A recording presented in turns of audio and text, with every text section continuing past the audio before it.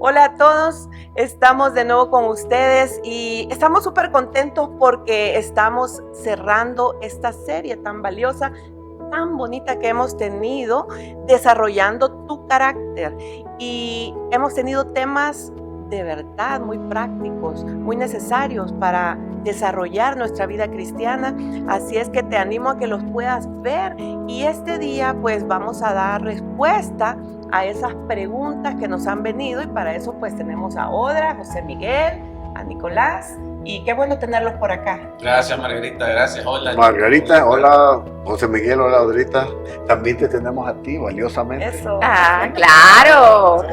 Sí, realmente siempre es una buena oportunidad estar con ustedes, compartir de todo lo que Dios nos ha dado, regalado en esta serie y ya terminando el último foro del año, esperando que el próximo año Dios nos conceda estar con ustedes nuevamente. Correcto. Y vamos a dar inicio a la primera pregunta que nos ha llegado y dice así: soy una persona a cargo de muchos en mi empresa. Siento que me obedecen por temor, no porque se sientan cómodos o confiados. ¿Qué hago para cambiar esa perspectiva? Buenísima pregunta. Buenísimo. Realmente eso es lo que Dios me permitió hablar acerca del valor de la confiabilidad. Y generalmente el liderazgo se ejerce bajo la posición o se ejerce bajo el posicionamiento. Cuando se ejerce el liderazgo bajo el posicionamiento, no existe una relación entre el jefe con los empleados o entre el esposo y la esposa y sus hijos, o llámese el coordinador o pastor y las personas encargadas, sino que se ejerce bajo ese mismo principio que es el temor, y porque como yo soy el líder, yo soy aquí la cabeza, yo mando, entonces me tienen que obedecer. Pero como estuve hablando en ese programa, el valor de la confiabilidad no viene nato al ser humano, entonces se tiene que desarrollar y es en la etapa de la relación, que es una de las etapas de los 5 niveles de liderazgo, en donde el don de la confiabilidad el valor de la confiabilidad se va desarrollando poco a poco. ¿Por qué? Porque los dones son regalos que Dios nos pone a cada uno sin merecerlo, gratuitamente, pero los valores, si nosotros lo queremos, los podemos ir desarrollando. Entonces sí se puede, pero tenemos que aprender a escalar de una posición a una relación, a interesarme qué es lo que necesita mi empleado, cómo se siente, si se siente a gusto conmigo, si tiene algún problema. No es solo de exigir y exigir, sino que en ese proceso que yo voy transicionando de la posición a la relación, yo puedo ir cambiando lo que él dice, ¿verdad? Que no lo hagan por temor, sino realmente porque hay una confiabilidad entre mi empleado y yo. Me llama la atención, permíteme, Odrita, que tú estás hablando de la importancia de la relación. Significa que para que esta persona logre que no le sigan por temor, ¿verdad? Sino que me imagino que quiere algo mejor, es importante la relación, pero decías tú, no es un don, sino que es algo que tenemos que desarrollar de forma intencional. Un valor. Un valor. Y yo rescato lo que tú decías de ser confiable, pero el ser confiable va a depender de que realmente nosotros seamos congruentes con lo que hacemos, es lo que nosotros decimos. O sea, para que reflejemos realmente que somos las personas que decimos ser y nos mantenemos firmes. Eso nos va a dar la confiabilidad hacia los demás y eso va a tener un buen respaldo de liderazgo, ya sea en una empresa, en un ministerio o aún en tu casa. ¿Verdad? La congruencia. Y lo que sucede es que, por ejemplo, hay un estudio que en Latinoamérica el 89% del liderazgo el liderazgo se maneja por la posición. O sea, yo soy el jefe y me obedeces y me tengo que obedecer.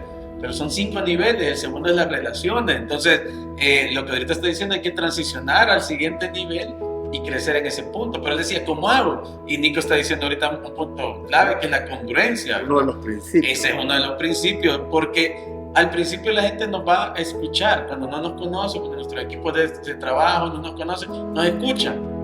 Pero pasando un tiempo no nos escucha, nos observa. Y entonces ya no es lo que hablo, es lo que hago. Y ahí es donde la congruencia que decía Nico va a ser clave para poder tener esa relación. Yo recuerdo cuando estaba chico que mi papá me decía, haz esto, haz aquello.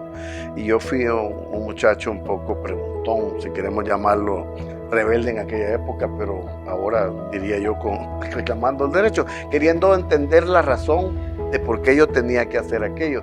Y yo recuerdo que en mis tiempos de niño decían, es que yo soy tu papá y yo sé lo mejor y yo decido por ti y se hace esto porque soy tu papá y punto, ¿verdad?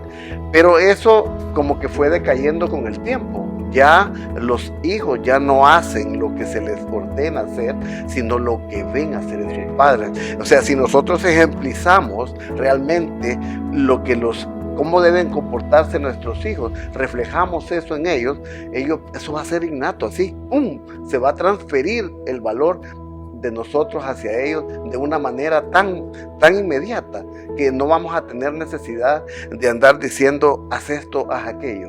Exacto. ¿Sí? Y juega un papel muy importante el que nosotros tomemos una conciencia de que también hay cosas que debemos de cambiar, ¿verdad? Porque hemos aprendido y muchas cosas las hemos aprendido mal, pero no tomamos una conciencia de qué estamos haciendo mal.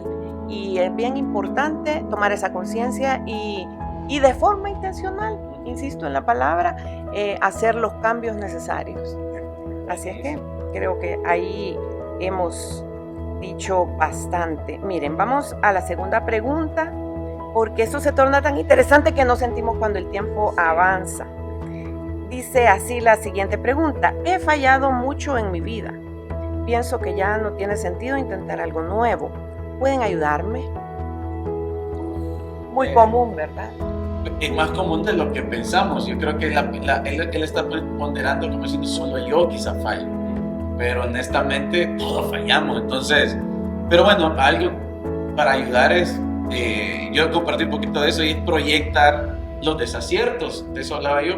Lo que decía el Proverbio 24:16, que van a venir caídas, pero que te levantes 7 veces, puede el justo caer, pero 7 veces se levanta. Entonces proyectar los desaciertos de alguna manera nos ayuda a quitar culpa, porque algunas personas como que todo lo quieren ver perfecto y nunca vas a fallar y es una línea recta, pero incluso cuando se hacen proyectos o project manager, se calculan los aciertos y se calculan las pérdidas. Los desaciertos. En un negocio estás calculando cuánto vas a ganar, pero también vamos a tener estas pérdidas, entonces está proyectado. Y lo mismo sería en nuestra vida, nos vamos a equivocar. Proyectar los desaciertos nos puede ayudar a capitalizarlo y a no culparnos sobremanera si me equivoqué. Sí. Y entender que el fracaso es parte del éxito. Sin duda. La verdad es que debemos ver el fracaso, diría yo lo vería como una forma de aprendizaje, algo que me lleva a entender a mí de cómo no hacer las cosas. O sea, entonces yo estoy aprendiendo a cómo sí hacerlas. Exactamente. Entonces eso es es parte de llegar al éxito deseado, ¿verdad? No verlo como un fracaso y hasta aquí llegué, tiro la toalla y se acabó, ¿verdad? No, sino verlo como un reto. Ok, mi meta es más alta de lo que yo pensé y voy por ella. Entonces que debemos verlo no en forma de depresión, sino debemos verlo en forma de un reto. Porque la palabra fracaso para mí es algo así muy fuerte, que la gente al escucharla transfiere sus sentimientos y los puede marcar, porque definitivamente no sé en qué situación se puede encontrar alguien poder fracasar en su empresa, en su casa, y es mejor tomar el fracaso como aprendizaje para llegar a tener el éxito deseado. Es una oportunidad de crecimiento. ¿Sí? Yo me preguntaba cuando oía ese tema, que por qué nos cuesta tanto como verlo de una forma positiva. Y yo me ponía a pensar de que desde que somos pequeños se nos enseña que tenemos que hacer todo bien. buenas notas, ser el mejor en esto, y como que eso nos va marcando incluso nuestra identidad, porque ya no es lo que yo soy, sino lo que logro, lo que hago. Y llega un momento, si le sumamos ya en la vida adulta, de que la presión de la sociedad por ser exitosos, poner el éxito en hacer todo bien, creo que la presión se vuelve tan grande sobre uno que tenemos muy poca tolerancia al fracaso y nos cuesta verlo así, como tú decías, como una oportunidad. Sí. El verlo bien yo diría entre comillas, porque el éxito del mundo no es el éxito para Dios. O sea, entonces el verlo bien, yo podría examinarlo y decir realmente no está bien. Aunque para el mundo esté bien, para Dios probablemente no sea algo agradable. Entonces tenemos que examinarlo muy bien y aprender a hacer las cosas. Aprender a hacer las cosas de acuerdo a la voluntad, a la manera de Dios, a sus ojos buenos, hacia lo agradable que puede ser para el Señor. Así es. Es que para mí, aparentemente el éxito parece una utopía, porque como usted decía, Nico, el éxito que nosotros pensamos que nos va a hacer feliz es el éxito que el mundo nos ofrece. Y realmente, si nosotros vemos a lo largo de la historia, las personas que han llegado a alcanzar el éxito en cualquier nivel, económico, en el nivel de cuanto a lo que inventaron, a empresas, han sido personas que se han equivocado no una vez, sino muchísimas veces. Eso me hace recordar a aquella persona que inventó el bombillo eléctrico. Sí. Que quiero como 10,000 veces que lo intentó y dijo, he entendido 999,000 veces cómo no hacerlo. Así es que, querido amigo, siempre hay nuevas oportunidades. Hay que aprender de ellos. Así hay que aprender de ellos. Así es. No existe el fracaso. Vamos a la siguiente pregunta. He dañado mucho a mi familia con mi comportamiento. ¿Cómo hago para ganarme su confianza nuevamente? Para mí esto es un proceso y primero requiere el trabajo del ofensor. En ese caso sería de él. O sea, primeramente, si yo he ofendido y necesito otra vez que mi familia crea en mí, necesito yo trabajar en mí y que mi familia pueda ver esos frutos de arrepentimiento para que esa confiabilidad se vuelva a restaurar. ¿Es difícil? Sí. Quisiera decirles que es fácil, es un proceso que de la noche a la que ya mañana ya va a volver otra vez la confiabilidad, no. Pero si hay una constancia, si hay un proceso en el cual yo estoy plantado y estoy dispuesto a dejarme transformar por el Señor, puedo otra vez volver a restaurar esa confianza. Quisiera decirle que puede durar un año, meses, no sé, cada caso es diferente, pero sí se puede. Realmente lo puedo decir con propiedad porque nosotros lo pasamos y como matrimonio lo sufrimos y realmente fue un proceso muy difícil que me costó a mí volver a confiar, pero otra vez lo he vuelto a hacer porque vi frutos de arrepentimiento en la vida de José Miguel, de mi esposo, y he visto cómo poco a poco ha ido ese proceso de transformación en su vida, lo que me ha hecho otra vez volver a depositar mi confianza en él. Entonces, sí se puede, sí necesita constancia, sí necesita una clara comunión con Dios, porque sin él no se puede.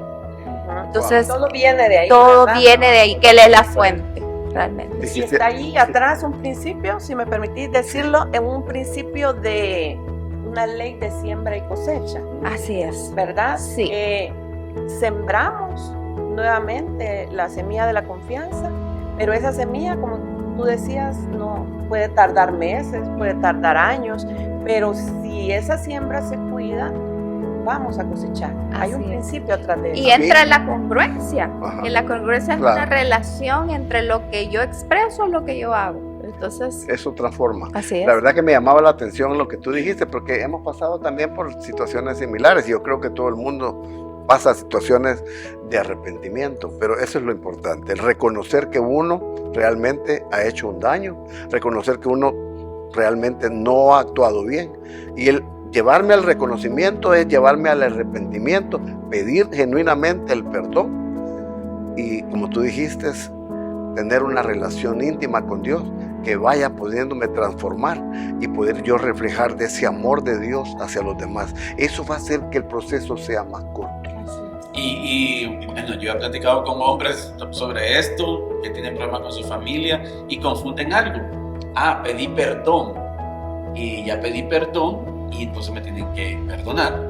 Y ya estuvo todo. Ya. Y ya está. Entonces, no, una cosa es que te perdonen, otra cosa es que te ganes la confianza de esa persona de nuevo. Es otra cosa. Entonces, ahí sí hay que construir mucho. Y lo que decía ahora, solo Dios nos puede ayudar, porque yo he oído a tanta gente y todos tenemos a veces buenas intenciones de hacer algo y sabemos que es correcto, sabemos que es bueno, pero nuestra naturaleza es contraria. Entonces, solo de la mano de Dios. Y 3 cosas prácticas. La primera, meditar en tus áreas de mejora. O sea, en qué estoy mal. Si yo no puedo reconocer en qué estoy mal, Sí. No arrancando para ningún lado. Exacto, ¿cómo lo cambio? Porque, ok, pero ¿y qué? ¿En qué estás mal? Luego mirar cómo mejorarlas, o sea, y cómo mejorarlas implica pedir ayuda, ir a cursos, leer libros, un podcast, ir a un curso de matrimonio, yo qué sé, tantas cosas que tendríamos que hacer, nosotros las hemos hecho para ir mejorando, y lo que aprendiste ponerlo en práctica. O sea, ¿por qué? Porque ahí puede decir yo, sí sé que tengo áreas de mejora, sí ya fui a pedir ayuda, pero no lo pongo en práctica, o sea, entonces se cae todo. La acción es lo único que va a lograr ese cambio. En cierta manera, a mí me encantó lo que tú decías, Margarita, la siembra y la cosecha. O sea, tomar de la semilla buena y sembrar de la semilla buena para que la semilla mala ya vaya dando menos frutos cada vez, porque como tú decías, es un proceso. Y como por ahí dice el mal dicho, los elotes amargos hay que comérselos igual. Entonces, tenemos que esperar en ese proceso a que los frutos de la cosecha buena empiecen a florecer, empiecen a darse, para que aquello empiece a ser un proceso real en la vida suya. Y no desmayar, porque eso es lo hermoso de las leyes, que las leyes se cumplen. Si sembramos, tengamos la certeza que vamos a cosechar, pero dice, si no desmayamos. Porque es un proceso. Porque es un proceso. Interesante que Dios lo comparta. Lo sembré hoy, no mañana. Es correcto, exactamente, es correcto. Tiene un tiempo. Hay que tener perseverancia, constancia y humildad, realmente, Sí. mientras espero. Hay muchos que quieren que mañana les dé fruto y ya. No. O desiste y dice, no, mejor me voy ya. Yo ya lo hice, intenté, pero Como qué fórmula mágica. así es. Necesita de una determinación de parte nuestra a un cambio radical, y eso significa acercarnos a Dios, que es quien lo hace todo posible. Y solo desarrollando el carácter. Así es. Así es. Bueno, vamos a la siguiente pregunta, que dice así: me cuesta reconocer que tengo áreas que mejorar. Me gusta compartir solo mis éxitos. ¿Estaré mal? Bueno, es cultural, diría yo también, esa parte, porque lo decía Margarita, generalmente en nuestras casas han ponderado cuando salgo bien, cuando soy bueno en los deportes, cuando soy bueno en algo, pero no cuando soy malo en algo.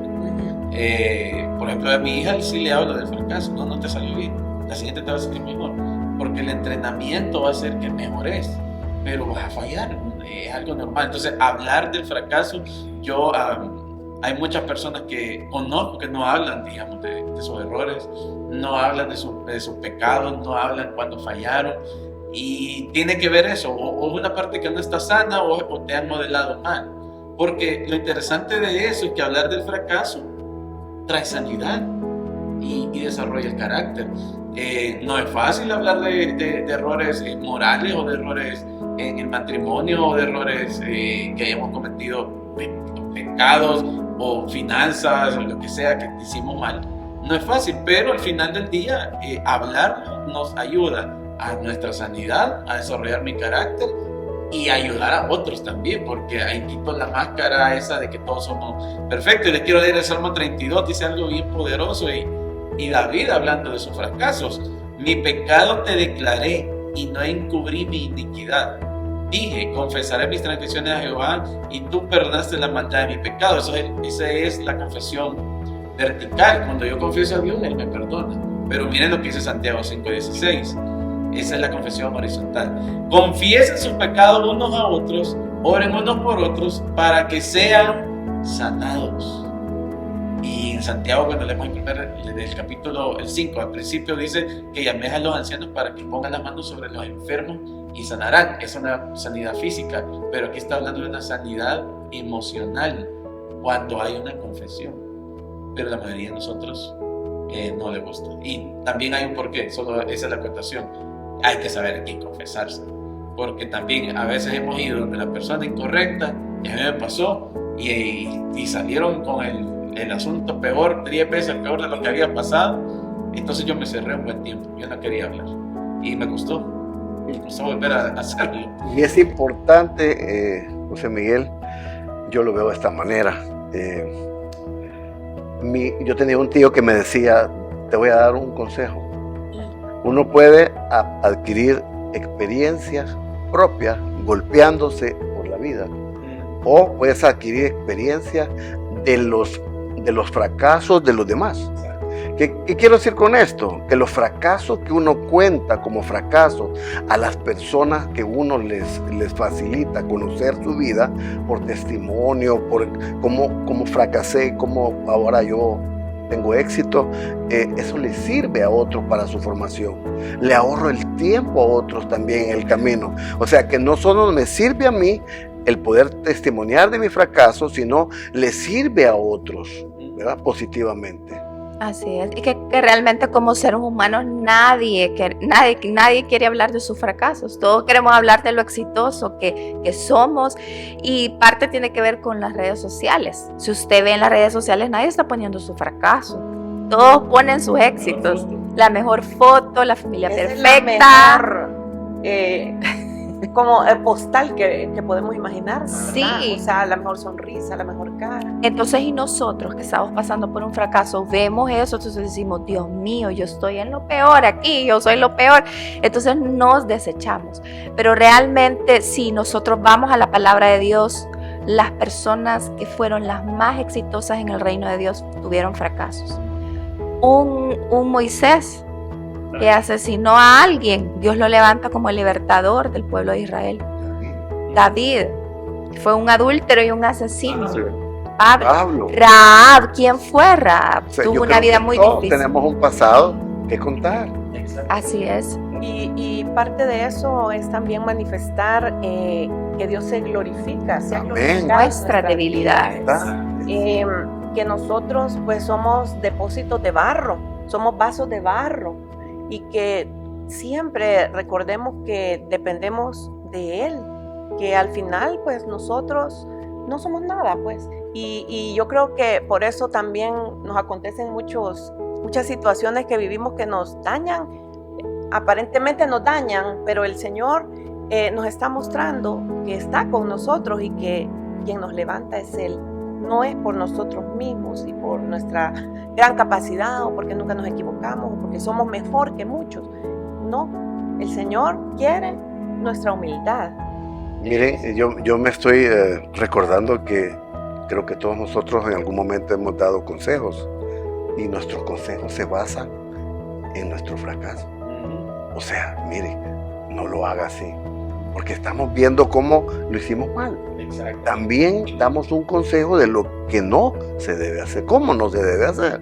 Eso es bien importante. Entonces, sí es importante que nosotros podamos contar nuestros fracasos, pero no como frustración, sino, ¿verdad? Sino como la escalera al éxito. Un aprendizaje. Exacto. Una oportunidad de crecimiento y ser mejores. Sí.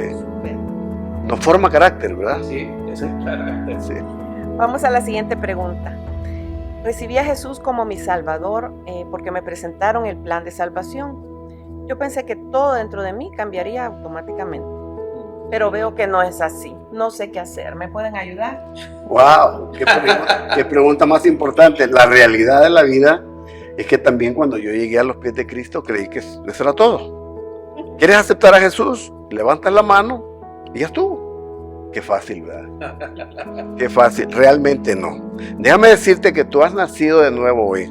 A través del Señor Jesucristo te ha dado vida eterna, el perdón de los pecados, la salvación. Y qué bueno, te felicitamos. Bienvenido a la familia de Cristo. Pero en la vida real, tú ahorita eres un bebé en la fe. O sea, eres un niño recién nacido. que necesita crecer. Y la palabra de Dios nos invita, nos invita a crecer, y dice así: para que ya no seamos niños fluctuantes, llevados por doquiera de todo viento de doctrina, por estratagema de hombres que para engañar emplean con astucia las artimañas del error, sino que siguiendo la verdad en amor, crezcamos en todo en aquel que es la cabeza, que esto es Cristo. Métete con el Señor, forma una relación íntima con Dios, lee la palabra, estudia la palabra, pide revelación.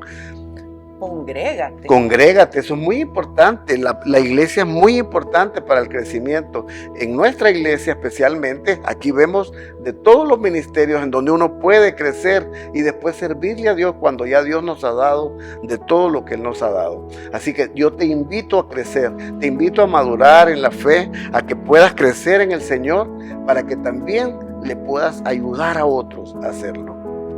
Así es. Y realmente muchas cosas cambian cuando nosotros aceptamos al Señor. Hay cosas que automáticamente se quitan ese día, pero hay otras que necesitan un proceso de transformación, y así lo dice Romanos 12:2. Muchos ya conocemos esta cita bíblica. Dice: no os conforméis a este siglo, sino transformaos por medio de la renovación de vuestro entendimiento, para que comprobéis cuál sea la buena voluntad de Dios, agradable y perfecta. Entonces, nuestro proceso de transformación va a ser en nuestro corazón y en nuestra mente. Y el proceso de transformación no es un evento, ¿sí? que va a pasar automáticamente, sino que requiere tiempo, requiere constancia, es un proceso. Y lo hacemos de la mano de Dios, teniendo esa comunión con Él. Aparte que lo conocemos, aparte que Él nos está cambiando, está transformando nuestra forma de pensar, nuestra forma de actuar, y poco a poco, cosas que pensábamos que quizás no podíamos hacerlo, con la ayuda de Dios podemos, y ahí nos va sanando también. Y todo depende de tomar una determinación nosotros mismos, un compromiso de hacerlo. O sea, eso no va a venir por arte de magia. O sea. Es que sí, tienes que saber que cuando aceptaste a Jesús, cuando recibiste a Jesús como Salvador de tu vida, recibiste un equipamiento, recibes el Espíritu Santo, recibes revelación espiritual, recibes muchas cosas, hay libertad, pero también hay una parte que nos corresponde a nosotros, que es obedecer, hacer vida la verdad que estamos conociendo. Entonces, muchas veces no entendemos esto y nos quedamos bebés espirituales por mucho tiempo. Y eso es peligroso, porque cuando somos bebés, cualquier cosa nos puede botar. Y por eso es importante crecer y madurar. Y es común quedarse bebé, porque a veces muchas iglesias no le dan seguimiento a los nacidos de nuevo. A mí me pasó, ¿verdad? Porque cuando uno nace a la vida eterna, ¿qué sigue, verdad? O sea, si no yo me intereso por ver qué sigue, no va a venir nadie a decírmelo. Así que depende de ti el crecimiento espiritual. Y solo quiero decir algo de Proverbios 16:32, dice, porque una de las cosas que puede demostrarnos que estamos siendo intencionales en el crecimiento es cómo manejo mis emociones. Dice, es mejor ser paciente que poderoso, mejor es dominarse a sí mismo que conquistar una ciudad. O sea, lo que decía Margarita, y todos lo están diciendo, prácticamente una acción intencional. No es arte de magia, no es que alguien me impone las manos y entonces se me pasa algo, no, sino que yo tengo que ser intencional en mi crecimiento. Claro. Comprarme mi libro, una Biblia, escuchar algo, ir a un lugar. Entonces todo eso nos va a ayudar a ir creciendo, pero sí, es un proceso, no es de la noche a la mañana. No, y en la manera que nosotros fortalecemos la relación con Dios, en esa manera también nuestro discernimiento va creciendo. Exacto. Para entender la verdad de Dios, para que se nos sea revelada. Y aún eso, ir al cuarto y cerrar la puerta. Bueno, vamos a la última pregunta que vamos a responder, y dice así: soy cristiano y quiero dar frutos como lo dice la Biblia, y realmente me esfuerzo, dice esta persona, pero no lo logro. ¿Qué estaré haciendo mal? Bueno, seguro que está en sus fuerzas. Lo dijo él solo. Sí, realmente me esfuerzo. Sí, me esfuerzo, esa palabra, y se ve bien aparentemente, pero si yo no estoy dando frutos es porque lo estoy haciendo en mi fuerza. Y el común denominador para el crecimiento espiritual es la comunión con Dios. entre más tiempo paso con Él, más mi carácter va creciendo y pareciéndose al de Él. Entre más paso tiempo con Él, mejor es mi conducta. Soy más paciente, soy más enfático, soy más amable. Los frutos del Espíritu, el fruto del Espíritu viene. Va reflejando a Cristo. Voy reflejando al Señor, pero hay gente que lee la Biblia, hay gente que lee el libro, hay gente que se queda leyendo y eso es una acción y está bien, pero ahí no está en sí el poder de Dios o la comunión con Dios porque hice eso. Entonces nos podemos autoengañar pensando que estoy haciendo eso y no me da resultado.